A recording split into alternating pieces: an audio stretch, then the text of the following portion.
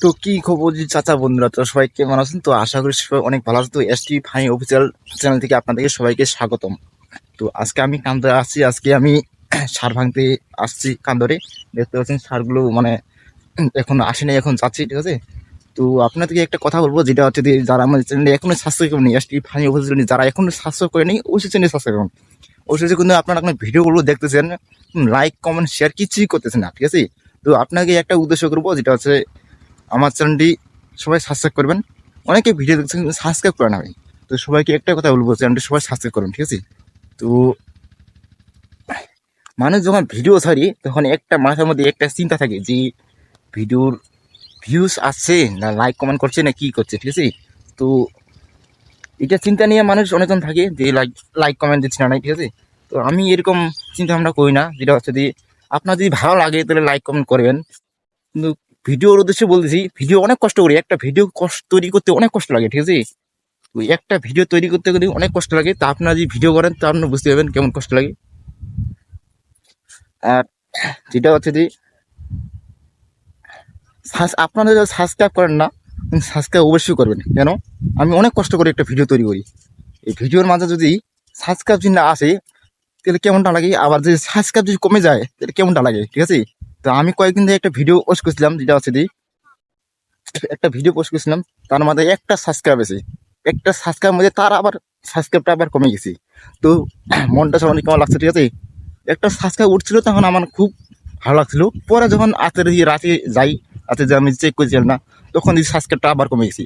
তো আপনাদেরকে একটা উদ্দেশ্য করে কথা বলবো, যে চ্যানেলটি সবাই সাবস্ক্রাইব করবেন ভাই, একটা অনুরোধ, ঠিক আছে। আর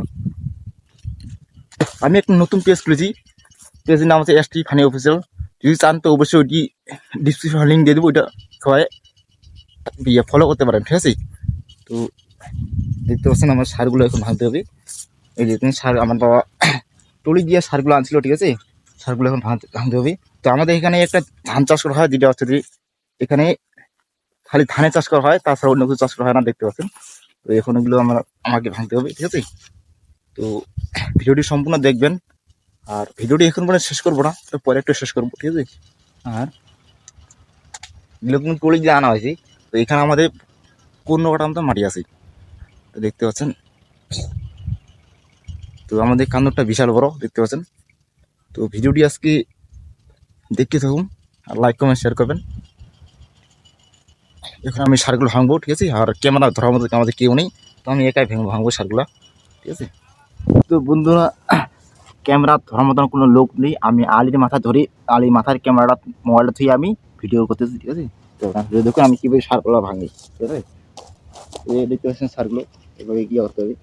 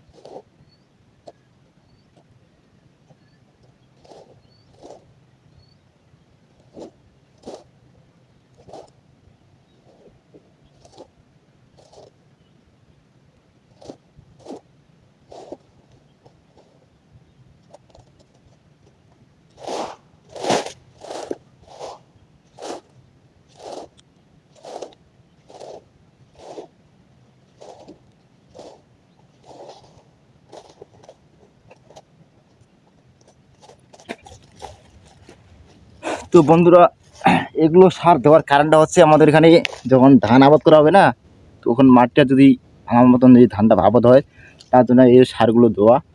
আর আপনারা যদি কি সার দেয় না নাই আমি বুঝতে পারছি না। সারগুলো অনেক জায়গায় দেয়, সারগুলো গোবর সারগুলো দিতে হবে, ঠিক আছে, এই সার হয়েছে না।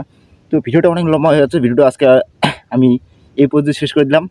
তো সবাই সাবস্ক্রাইব করবেন আমার চ্যানেলটা, যারা আমাদের পেজটা এখনো ফলো করেনি অবশ্যই ডিসক্রিপশনে লিঙ্ক দেওয়া আছে, পেজটা সবাই ফলো করে দেবেন। তো ভিডিওটা দেরি না করে এখান থেকে শেষ করি। তো ধন্যবাদ, নমস্কার। আজকে এই পর্যন্ত, সবাই ভালো থাকবেন, সুস্থ থাকবেন।